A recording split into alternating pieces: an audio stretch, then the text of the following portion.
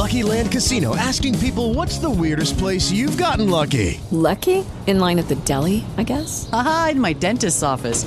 More than once, actually. Do I have to say? Yes, you do. In the car before my kids' PTA meeting. Really? Yes. Excuse me, what's the weirdest place you've gotten lucky? I never win and tell. Well, there you have it. You can get lucky anywhere, playing at LuckyLandSlots.com. Play for free right now. Are you feeling lucky? No purchase necessary. Void where prohibited by law. 18 plus. Terms and conditions apply. See website for details.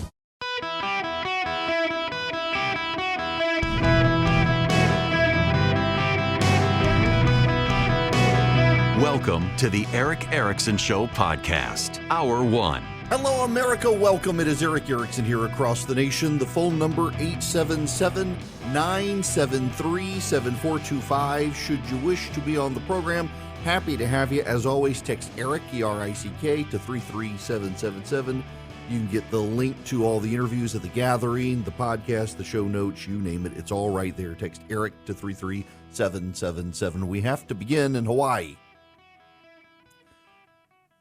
To begin in Hawaii, we need to go back 2 years. This week, 2 years ago, Americans were fleeing Afghanistan.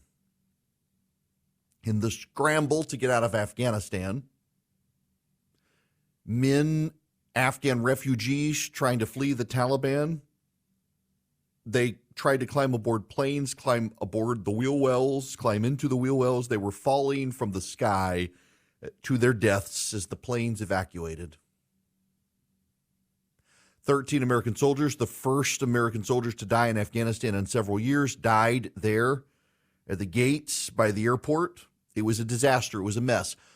It is important to understand why no American has been fired for bungling that. And you need to understand why.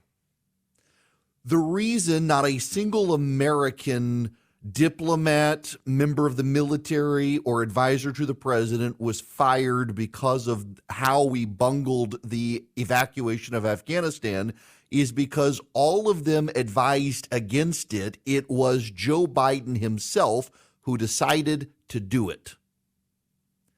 All of his advisors in the State Department, in the Defense Department, in the White House, and on the ground in Afghanistan told him not to do it this way. He insisted that it be done that way. 13 Americans died. We left behind people trying to flee, and people fell out of the sky clinging to airplanes trying to escape because of Joe Biden. And to this day, he says it was a perfect withdrawal. Had Donald Trump done the same, the media would have shot him on Fifth Avenue and dared anyone to do anything about it. But because it was Joe Biden, the media covered for him, placated him, lied on his behalf, and otherwise turned their back to the disaster so they could do cover for Joe Biden. That's what happened. And then Joe Biden, refusing to meet individually with the fallen families, collectively met with them and told them the story about how Beau Biden died in Afghanistan, and he remembers bringing home his flag draped coffin, which was a lie. It was not true. The parallels between then and now continue to grow. More than 1,000 Americans are unaccounted for in the state of Hawaii and Maui, on the island of Maui. More than 1,000 Americans unaccounted for. Over 100 dead. We presume many more children's bodies will be discovered. It was a disaster. Local progressive politicians refused to divert water in Maui so they could put out the fire. Locals refused to sound alarms lest people might think it was a tsunami, and they ran to the mountains. But now we know actually a lot of the sirens were malfunctioning and offline and not even working, so it wouldn't have done any good anyway. And the president of the United States on a beach in Delaware said no comment. And a week or two later, the White House now springs into damage control and says, actually, it was a lip reader who said that. We're not going to say what he said to the reporters at the time, but not a single one of the reporters will come forward and tell us what he actually said to dispute that he said no comment.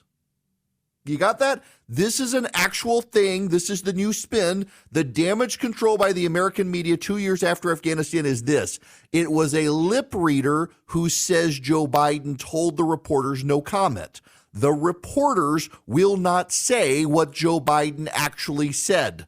I wonder why. And then instead of dragging Beau Biden's death up, Joe Biden, to comfort the families, is now telling a different lie. I don't want to compare difficulties, but we have a little sense, Jill and I, what it's like to lose a home. Years ago, now 15 years ago, I was in Washington doing Meet the Press. It was a sunny Sunday, and lightning struck at home on a little lake that's outside of our home, not a lake, a big pond, and hit a wire and came up underneath our home into the heating ducts, the air conditioning duct.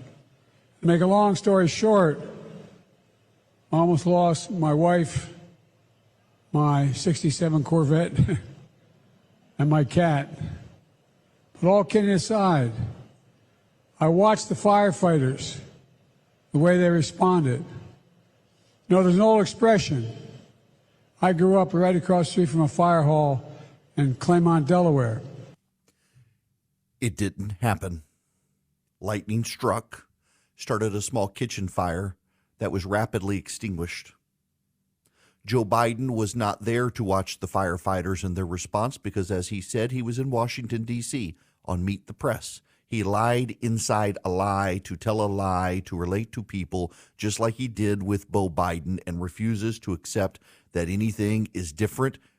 This is the FEMA administrator. Can you give us a sense for how the president believes the response has been so far? Is he happy with all of it? Are there things that he believes should have been done differently or done in a separate manner, or has this been something that he has been pleased with? Yeah, I continue to provide the president updates on what the response efforts are, and he always says, what else can we do? And we continue to move more resources in. I think based on the updates and the communication that I have had with the president, he is satisfied with our response, but he will always push us to make sure that we are doing as much as we can. Satisfied with the response. Here's the Secretary of the Department of Homeland Security. Our footprint is extraordinary there. We are there now, and we will be there tomorrow, and we will be there throughout the long-term recovery. I think that is the most important message, and we are following the president's immediate direction to us. As soon as the fires broke out, he directed FEMA, the Federal Emergency Management Administration, part of the Department of Homeland Security, to respond in full force immediately, and that is indeed what we have done. It took him about a week to get situated in Maui. It was not immediate. The President of the United States, who uttered no comment on the beach in Delaware 2 weeks ago or a week ago, flew out to Maui and was there for about an hour, where he then promptly went back to his vacation in Lake Tahoe. The rich men north of Richmond flew into Hawaii for an hour to tell a lie, got on a plane, and went back to a rich man's vacation on Lake Tahoe. And the press continues to cover for him. The press continues to let him lie.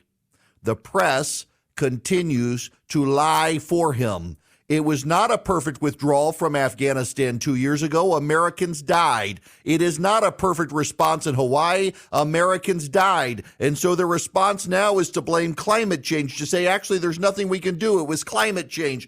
You could have done a whole lot more. You could have fixed the sirens. You could have used the sirens. You could have diverted the water. You could have given the firefighters the resources they needed. You could have been there sooner. Nonprofit charities from churches beat the federal government to Hawaii, and the federal government doesn't like churches helping with nonprofits because they believe they're exclusionary, and yet it was the churches who showed up and did not ask a single person if they were gay, straight, trans, black, white, male, female, what their gender identity was. They just helped their fellow American, and they did so sooner than the Biden administration. And Joe Biden had no comment.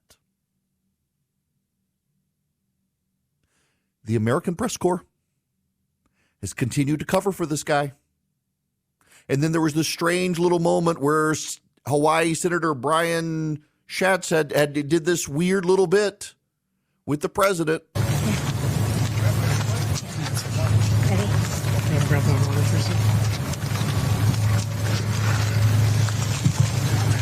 Can you hear any of that? Do you want to take a little sip of water?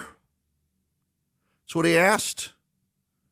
He had to help Joe Biden find his water and take a sip of water because the man is not in his right mind. He's guarded and protected. You have to have Hawaii senator in the midst of this disaster make sure the president of the United States had some water to sip on when none of them made sure that the people of Maui had water to put out their fires. You should ask yourself why he gets the pass. Yesterday, there was a reboot for Kamala Harris. It was the 50 billionth reboot.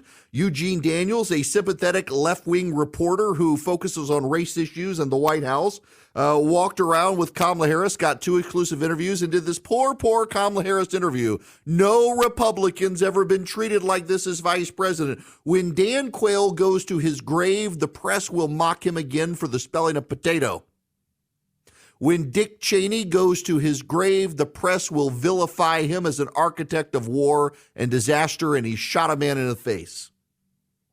When Mike Pence goes to his grave, they will vilify him for being Donald Trump's vice president and say he just didn't do enough on January 6th. He should have done more. When Kamala Harris goes to her grave, they will give her fawning profiles on Vogue and Vanity Fair, worshipful hagiographic press, and then claim again she was treated so much nastier than everyone else. That's what they say about Joe Biden as well. The American press is corrupt as this Biden administration. I bet they use as many aliases and pseudonyms as Joe and Hunter Biden in trying to trade emails about this administration. They've allowed Joe Biden to go to Hawaii and lie. They cover it up and claim it's climate change as opposed to government incompetence.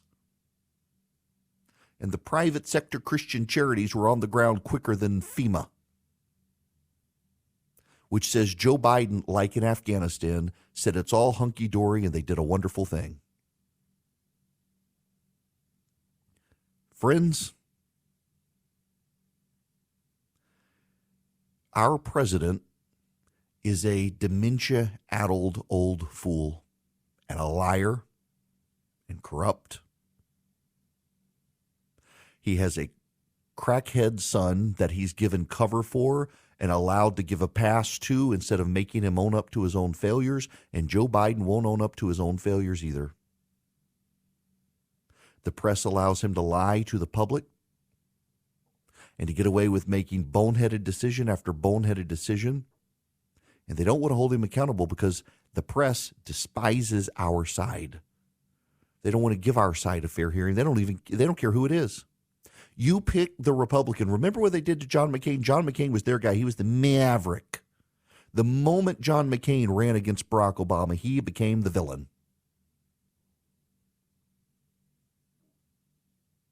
They don't care. And yet, I do want to point out to you, we do continue to pick up wins. We do continue to do that. Around the country, Republicans are still capable of winning. At the national level, Republicans are still capable of winning. Why? Because the truth matters most. And when you have a grandpa dementia out on the campaign trail with a sycophantic press that refuses to cover for him, the truth can still penetrate through because the government is incompetent, and it is for everyone to see. 1,000 Americans are missing, more than 100 have died, more children's bodies are still to be recovered, and the President of the United States showed up and told a lie to comfort people and hopped back on a plane to go back to vacation where the rich men north of Virginia like to go. You can't cover that up, even as much as you try when you're a member of the press. And it shows, and it is why, doesn't matter which Republican runs, they've got an opportunity to destroy Biden on the campaign trail in the run-up to November. I am a small businessman. The company that I run for my radio show, it's a small business. I've got employees. I don't have HR. You may be in that situation, and you may really need HR. Well, you may want to talk to Bambi. When running a business, your employees can create all sorts of interesting situations, and they could get you in trouble. What happens when two employees are squabbling? One of them smells bad all the time. What do you do? How do you navigate the rules? With Bambi, you get access to your own dedicated HR manager starting at just $99 a month. They're available by phone, email, real-time chat. Onboarding and terminations run smoothly. Team members reach peak performance. Your business stays compliant with changing HR regulations. Let Bambi handle your employees for you. Their HR autopilot automates important HR practices like setting policies, training, and feedback.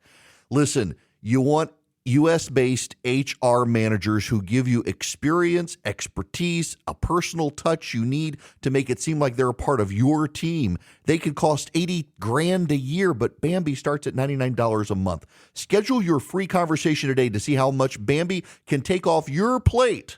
Go to Bambi.com right now. Type in Eric Erickson under podcast when you sign up. It'll help you. It'll help your company grow. It'll help you keep peace of mind. It's spelled B-A-M-B-E-E. BAM, B-E-E.com. Bambi.com. Type in Eric Erickson. Welcome back. It is Eric Erickson here across the nation in news you will not be surprised about. According to Voice of America, 2 years after the Taliban take over Afghanistan, the country has devolved into a hotbed of terrorism activity already affecting the whole region. This is from the Voice of America. Some of the more damning assessments have come from a United Nations sanctions monitoring team, which warned in a report in June that the Taliban have not delivered on the counterterrorism provisions in the Doha Accords, the agreement that paved the way for the withdrawal of U.S. forces. Instead, the report, based on UN member state intelligence, warned that a range of terrorist groups have greater freedom of maneuver under the Taliban de facto authorities. The various groups are making good use of this, the report added. The threat of terrorism is rising in both Afghanistan and the region. Pakistan, of course, say it's not true.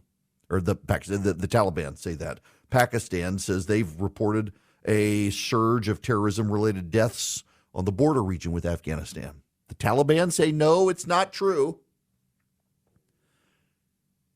A whole lot of Americans died in Afghanistan. But did you know in the last several years in Afghanistan, American soldiers weren't getting killed? Afghans were getting killed.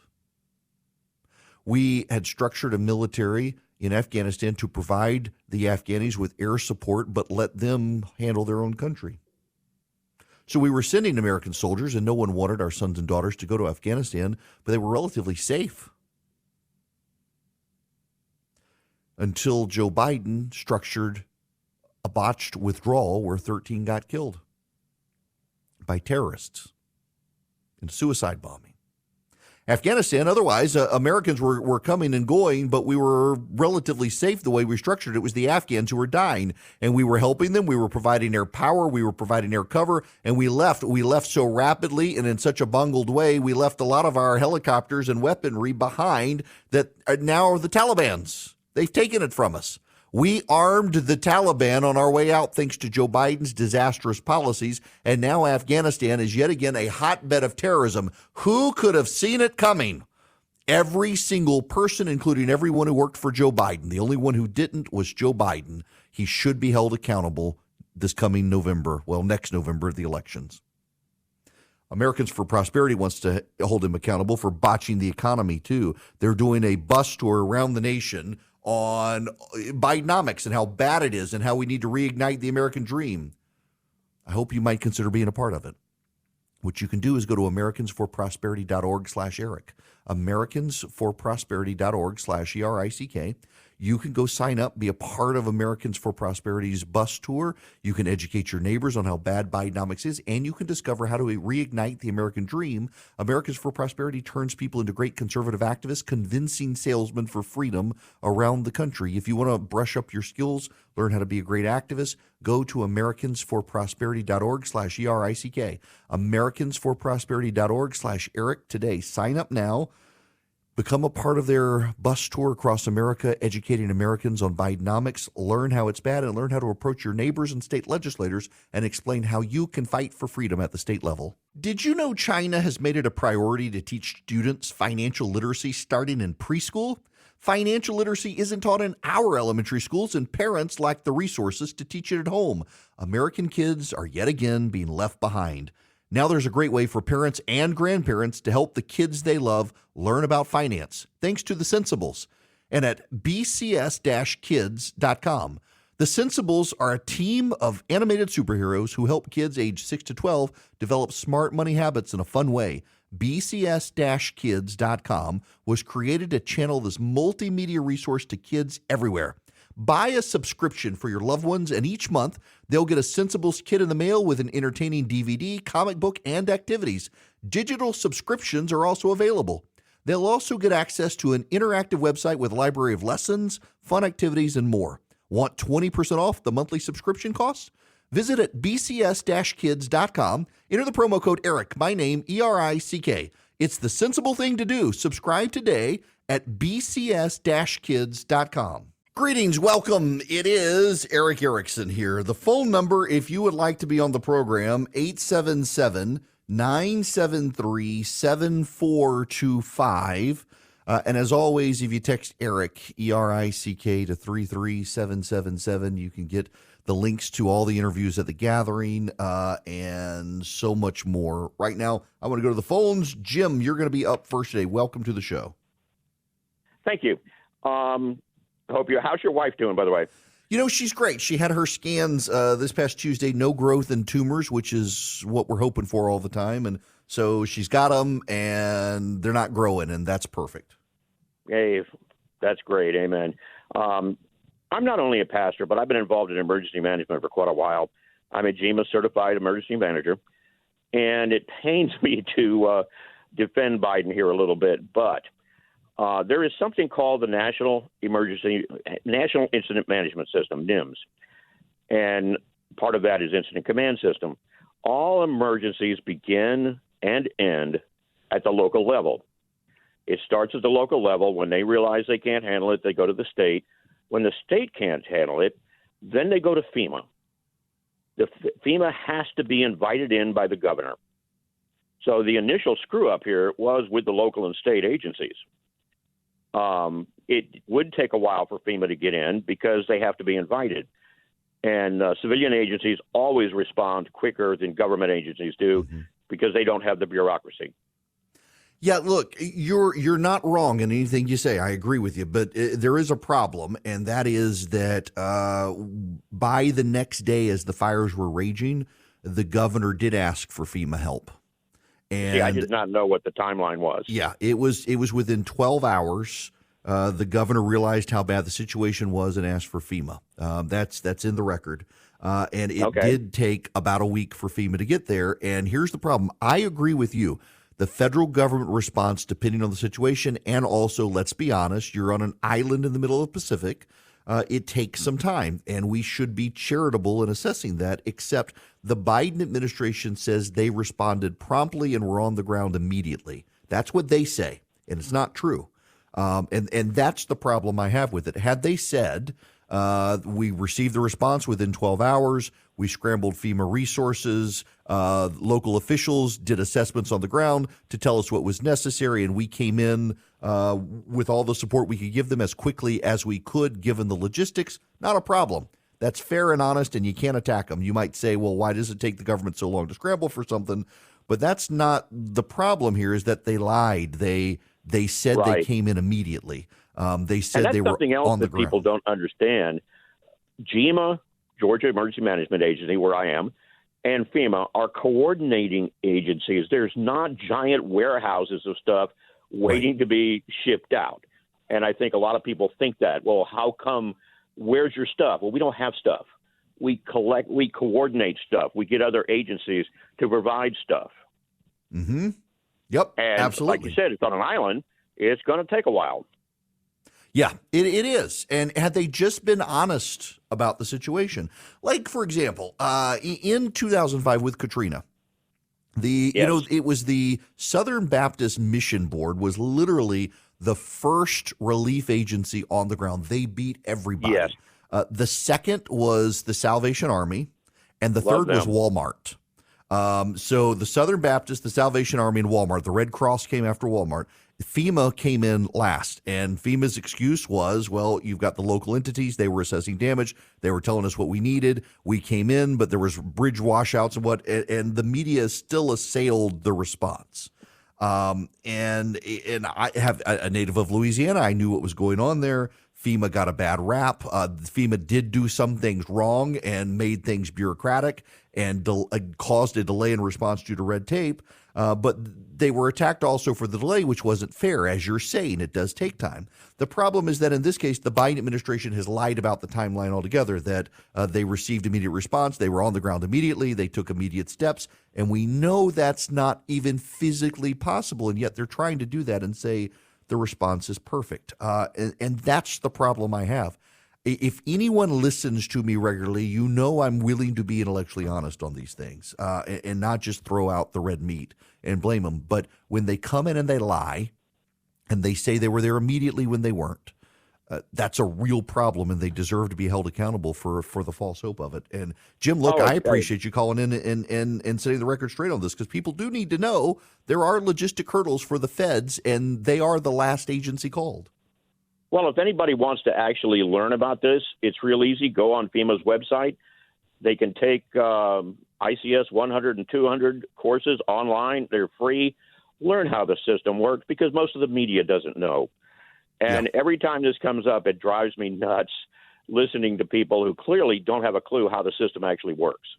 Yeah, hey, Jim, I want to hold you here for just a second. Let me ask you a question, a completely separate question. It is hurricane season. There's one now coming ashore in Texas. Those of us in the Southeast, we pay attention to these sorts of things. Now, apparently, California's got to pay to them as well. Are you guys in emergency management? Do you all do any sort of like early prep? It's hurricane season. What do we need to do to get ready? Oh, absolutely. Absolutely. They have a hurricane exercise, which involves many of the agencies, including one I'm part of, the State Defense Force. Hope I don't get them in trouble. You won't. By the way, great organization. I love them. But yes, there's constant preparation for these things, because hurricanes are like women. They're fickle. I mean, you may look at them go one direction and they turn off. I mean, seriously, I've been sitting in an EOC watching this sucker turn from the Georgia coast to come right over my head. I'm just listen. That was Jim. It wasn't me, ladies. It wasn't me. Don't send me the hate mail. But yes. Yeah, so that's it's fantastic to have you on here, because I do expect, usually it seems like in later September, October, Georgia, Florida, you have the hurricanes come on. Right now they're hurtling off towards Texas. They'll make their way over here eventually, and it's nice to know that the prep is being done right now in advance of that. But again, it's what Jim is saying is the God's honest truth. And like you said, you can go to FEMA and see they're the last response of the first responders. The others figure out what's going on, and FEMA helps. And the problem in this situation is just the Biden administration has lied the whole time and said they were there immediately, which physically isn't possible. And yet they try to take credit for it. Tell the truth and educate people. How hard is that? Absolutely. Jim, man, gosh, thank you for calling in. This has been fantastic. Thank you so much. You're welcome. That was Jim, who works in emergency management and is a pastor. And again, I was going to talk about something else, and we'll get to it because it's important. But let me just reiterate this. All intellectual honesty and candor. FEMA is considered a first responder organization, but it is the last of the first responders. The way it works is local government is immediately there. They do immediate assessment. They try to do immediate containment, rescue, salvage, whatever. The state government comes in. The state government assesses. And then the state government, if they think there needs to be a disaster declaration, there needs to be federal help, they reach out through the governor to the president and say, we need your help. And then FEMA comes in and they assess and send all the information the state and locals do to FEMA. And here's what we've got. Here's the situation. Here's what we need. Here's the help. Please come in, help coordinate, bring all the agencies together, bring the leverage of the federal government to the local level to help American citizens. And they come in last. And had that happened here, which is what happened here, there aren't a lot of stones you can generally throw. However, the Biden administration wants us to believe a fiction, that the bat signal went up and they immediately responded. And that's simply not true. It never is. But to hold them accountable for what they said, that they were there immediately, it's been a blithering disaster. There haven't been resources. There hasn't been help. The operation has struggled to help people, to find people, to save people, to rescue and recover bodies. It was a mess. It was an absolute mess. The locals are very unhappy. It is a local and state issue before it's a federal issue. When the feds come in, the bureaucracy tends to get worse. This was a problem with Katrina. When the federal government came in with FEMA, the bureaucracy and chains of command got longer and more burdensome, and they deserved a lot of blame. They slowed the process down. And since Katrina, every presidential administration has worked to streamline it and make it more efficient. But it is beyond dispute that FEMA is the last of the first responders. But the Biden administration chooses to portray them as the first of the first responders and chooses to try to take credit for everything, which is not good, and chooses to take credit for the work of others, which is not good. And now they don't want any blame for their own screw-ups. They don't want any blame for trying to take credit for others.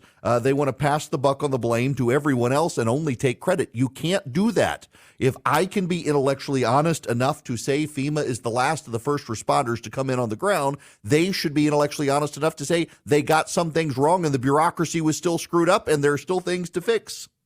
But instead, their response is that their response was perfect and President Biden is satisfied. The people of Hawaii are not satisfied. Therefore, the president of the United States, for whom they voted, should not be satisfied. And instead, he's on vacation with no comment. And that should tell you every single thing you need to know about where to point the finger and cast the blame. It really is flabbergasting to me that their spin and response on all of this is that, well, actually, it was a lip reader. A week later, it was a lip reader. No one actually heard Joe Biden say no comment, and the reporters to whom he said it won't come forward and say what he said, which leads me to believe he did say no comment, and the sycophantic suck-up press doesn't want to be honest about it. They're trying to cover for him, too. It's absolutely madness. And this is what we have with a dementia-addled grandpa as president of the United States. I cannot believe that the two best options for president of the United States are two 80-year-olds. We are a failing nation if that's the case. We should be able to do better. And you can say, oh, he's only 78. Yeah, he gets to be president, he'll be 80. Run into the same problems. You know, as an aside, I want to say this delicately because I love him. But Mike Pence on Friday at the gathering, he's showing his age a little bit. He spoke a little slower, a little softer, and he moved a little slower. He's a great man. I really like Mike Pence. He and his wife, they're friends. They are real, legit friends. And it's just kind of, I mean, I think he'd be up for the job if he were to get elected, but it was noticeable. And he's younger than Trump or Biden. I just think we have these problems. At some point, you need to go enjoy your retirement. And yet neither of them want to. They want to be the indispensable men. And I think at this point, we don't need indispensable men. We need people who aren't suffering from the infirmities of being 80 years old. All right, I got to move on. Before I do, can I just say that some of you Oh, y'all are y'all are taking advantage of this deal, and I'm glad you are. Swiss America is offering Walking Liberty $50 silver coins for $13.50 each. 250 coins per customer max while supplies last. This is such a great way to get into precious metal investing. If you're interested at all in accumulating some silver or gold, Swiss America is who you can use it for. They are the trusted leader in precious metals for 40 years in the United States of America. That's Swiss America.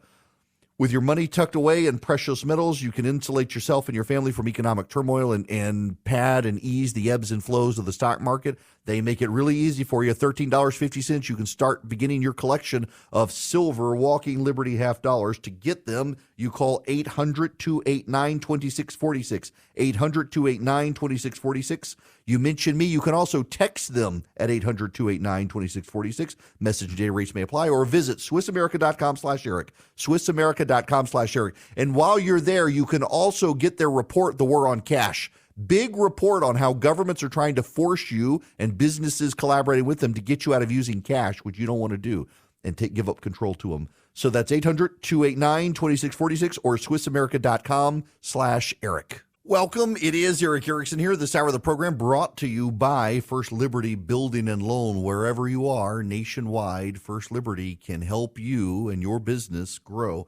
So if your business, you're buying a building or you're building a building or you're buying a franchise, expanding a franchise, buying out a competitor, buying out a business partner, First Liberty might be able to help you. That's what they specialize in. So if you need $250,000 or more to grow your business in those sorts of ways, reach out to First Liberty anywhere in the nation. They do deals in all 50 states. FirstLibertyGA.com. FirstLibertyGA.com.